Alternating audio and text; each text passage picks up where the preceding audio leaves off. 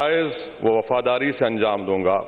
जय भीम, जय मीम, तकबीर, अल्लाह अकबर, जय हिंद।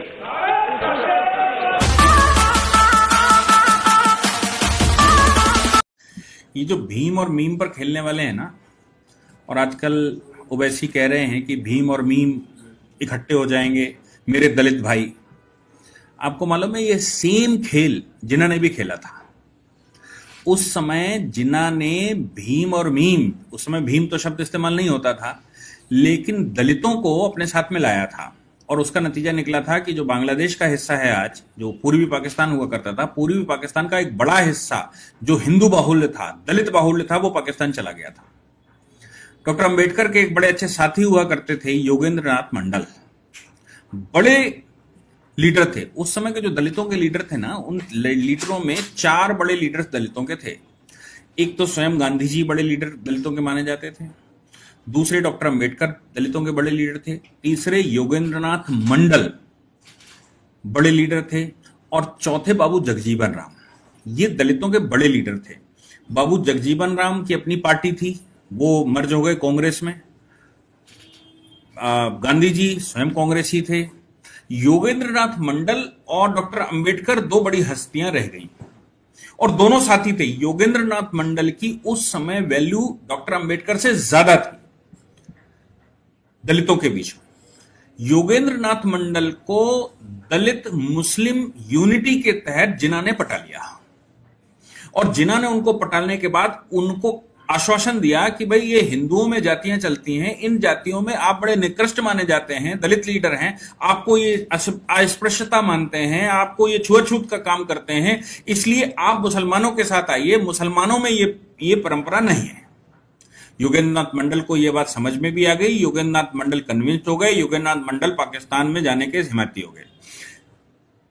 बांग्लादेश जो आज का है, उसकी बड़ी टेरिटरी में योगेंद्रनाथ मंडल का प्रभाव था। उस प्रभाव के दम पर जब वहां इलेक्शन हुआ तो वो पाकिस्तान के साथ उन्होंने वोट दिलवा दिए। 30% जो ये 27% आबादी की बात आती ना, ये 27% आबादी दलित आबादी है जो पाकिस्तान में रुक गई, जो आज समाप्त हो गई। इस 27% आबादी को उसमें रोकने और उसमें ले जाने का मुख्य श्रेय योगेंद्रनाथ मंडल को जाता है। अब डॉक्टर अंबेडकर और योगेंद्रनाथ मंडल 2 शख्सियतें 2 डोमिनियन के साथ चली गई, एक डोमिनियन ऑफ पाकिस्तान के साथ और एक डोमिनियन ऑफ इंडिया के साथ। डोमिनियन ऑफ इंडिया के साथ डॉक्टर अंबेडकर आए, उनको भी लॉ मिनिस्टर बनाया गया, और योगेंद्रनाथ मंडल को भी पाकिस्तान का लॉ मिनिस्टर बनाया गया, पहले लॉ मिनिस्टर बनाया गया। और जिन्ना का जब काम हल हो गया और योगेंद्रनाथ मंडल वहां चले गए और पाकिस्तान बड़ा हो गया, और लॉ मिनिस्टर का जैसा उन्होंने प्रॉमिस किया था वो बना भी दिया दलित के नाम से, तो योगेंद्रनाथ मंडल और उनके अनुयायी नो डाउट बड़े खुश होंगे कि भाई हम पाकिस्तान में एक हमको प्लेस मिला। लेकिन पाकिस्तान के लोगों की मानसिकता कुछ इस प्रकार की थी कि उस मानसिकता के तहत योगेंद्रनाथ मंडल के परिवार की महिलाओं के साथ गलत हुआ। और योगेंद्रनाथ मंडल स्वयं देखा करते थे कि मेरे साथ, मेरे फॉलोवर्स के साथ मुसलमान क्या कर रहे हैं पाकिस्तान के, और योगेंद्रनाथ मंडल लॉ मिनिस्टर होते हुए भी कुछ नहीं कर पाते थे। नतीजा यह निकलता था कि महिलाएं, बच्चे चिल्लाते रहते थे, इस्लाम के नाम पर उनके साथ गलत होता रहता था, और लॉ मिनिस्टर बैठा हुआ व्यक्ति कुछ मदद नहीं कर पाता था। जहां एफआईआर करते थे, जहां वो कुछ प्रोटेस्ट करते थे, जहां कोई बात करते थे, तो उल्टा योगेंद्रनाथ मंडल के ऊपर हमले हो जाते थे।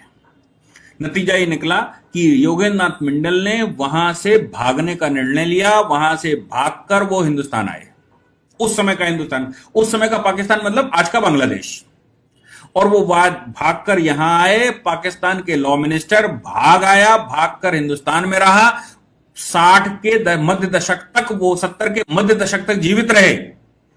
और योगेंद्रनाथ मंडल को भारतवर्ष ने जो भी किया हो, चूंकि भागकर आए थे, इसलिए योगेंद्रनाथ मंडल को बहुत बड़ा प्लेस यहां नहीं मिला। लेकिन वही उनके साथी डॉक्टर अंबेडकर भारत के महापुरुष बने, भारत रत्न बने।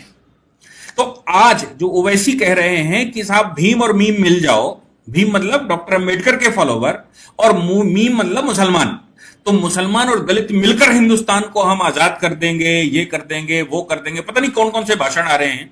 तो उनका विचार है कि 15 करोड़ मुसलमान हैं और उनके साथ ये 20 करोड़ दलित हैं, हम 35 करोड़ 40 करोड़ बन जाएंगे और 40 करोड़ पूरे हिंदुस्तान को समाप्त कर देंगे। उनको ये याद रखना चाहिए कि उस समय के जिन्ना से बड़े लीडर आज ओवैसी नहीं है। जिन्ना ने जो किया योगेंद्रनाथ मंडल के साथ, वो उसका इतिहास गवाह है कि योगेंद्रनाथ मंडल हिंदुस्तान में आकर, भागकर, रहकर, मरते मरते मर गए, लेकिन पाकिस्तान ने कभी उनका होश नहीं लिया कि योगेंद्रनाथ मंडल को कोई प्लेस देना है, उनको बुलाना है, उनका सम्मान करना है, या वो हमारे नागरिक हैं, या वो हमारे निवासी हैं, या उनके साथ इंसाफ होना है। और 27% जो दलित वहां पर रुका था योगेंद्रनाथ मंडल की वजह से, योगेंद्रनाथ मंडल खुद चले आए तो बाकी दलित धीरे धीरे वहां समाप्त हो गया। नतीजा निकला कि 2% आदमी रह गया है, 3%, 2%, 4%, किसी जगह पर किसी पे 7% है। इतनी आबादी रह गई और ये जिनके साथ भी हुआ वो मोस्टली दलित थे। और जो CAA ने कवर किया है वो भी वही योगेंद्रनाथ मंडल के फॉलोवर हैं जो योगेंद्रनाथ मंडल की वजह से पाकिस्तान में रह गए थे। और इधर से आश्वासन दे दिया गया था, उस समय गांधी जी को भी यह समझ आ रहा था, नेहरू को भी समझ आ रहा था कि ये रुक तो गए हैं लेकिन वहां टिक नहीं पाएंगे। इसलिए उस समय कानूनों में यह प्रावधान रखा गया कि अगर कभी भी आप वापस आएंगे तो आपके खिलाफ ना ही वो फॉरेनर्स एक्ट लगेगा और ना ही आपके ऊपर पासपोर्ट एक्ट लगेगा। और अगर उनका उल्लंघन होता है तो आपको उससे एग्जम्प्टेड रखा जाएगा, क्योंकि ओरिजिनली आपको यहां आना था। योगेंद्रनाथ मंडल की एक भूल की वजह से ये 27% वहां रुक गया था, जिसका परिणाम बहुत बुरा निकला। और आज पाकिस्तान में दलित के नाम से कोई भी व्यक्ति है, उसकी माताओं बहनों और लोगों के साथ क्या हो रहा है ये जग जाहिर है, इसका कुछ छुपा हुआ नहीं। हिंदुस्तान में क्या वही खेल फिर से खेलने की कोशिश हो रही कि आप वो चंद्रशेखर को बुला लीजिए और इन दलित लीडर को बुला लीजिए और पूरे देश में हंगामा कर दीजिए और ये सिद्ध करिए कि दलित हिंदू नहीं है, और ये सिद्ध करिए कि नहीं मुसलमान तुम्हारा साथी है और हम मिलकर कुछ कर लेंगे।